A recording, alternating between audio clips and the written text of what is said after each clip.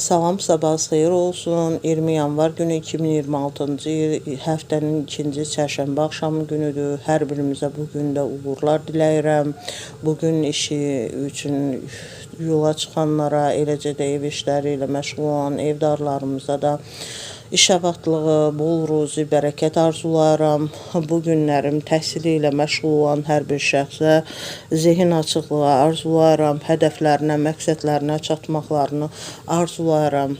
Bugün demək, rəhmətə gedənləri olanlara, eləcə də bütün şəhidlərimizə bununla yanaşı 20 yanvar Ümumxalq Üzüm günüdür bildiyimiz kimi və 20 yanvar şəhidlərinin hər birinə də Allahdan rəhmət diləyirəm, yaxınlarına səbir diləyirəm.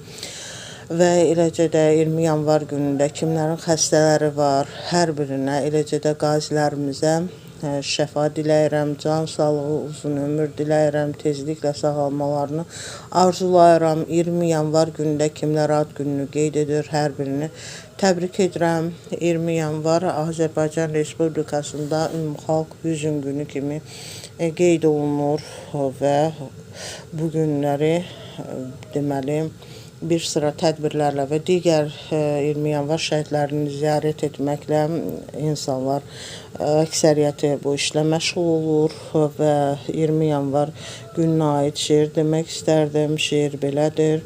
Bugün hüzün günü deyil, qəm günü deyil, fəxarət günüdür, qürur günüdür.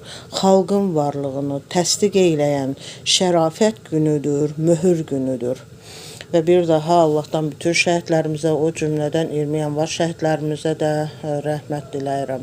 Və 20 yanvar 1265-ci ildə Hersoq Lancaster ilk İngilis parlamentini topladığı gündür. Bununla yanaşı 20 yanvar 1944-cü ildə 2-ci Dünya müharibəsində Böyük Britaniya Berlinə 2300 ton bomba atdığı gündür. 20 yanvar 1961-ci ildə Kennedy Amerika Birləşmiş Ştatlarının 35-ci prezidenti seçildiyi gündür. Bununla yanaşı 20 yanvar 1980-ci ildə Amerika Birləşmiş Ştatlarının prezidenti Jimmy Carter Moskva Yay Olimpiyadasını boykot edəcəyi haqqında elan verdiyi gündür. 20 yanvar 1990-cı ildə SSR rəhbəri Mikhail Gorbaçovun göstərişi ilə Sovet ordusu həm quru, həm dəniz yolu ilə Bakı şəhərinə hücum etmiş və burada 150-dən çox insanları qətlə yetirmiş və yüzlərlə yaralananlar olmuşdur. Bununla yanaşı 20 yanvar 1996-cı ildə Yasin Ərəfatın Fələstin prezidenti seçildiyi gündür. 20 yanvar 2010-cu ildə Bakıda 20 yanvar abidə kompleksinin açılışı olduğu gündür. Dinlədiyiniz üçün təşəkkür edirəm.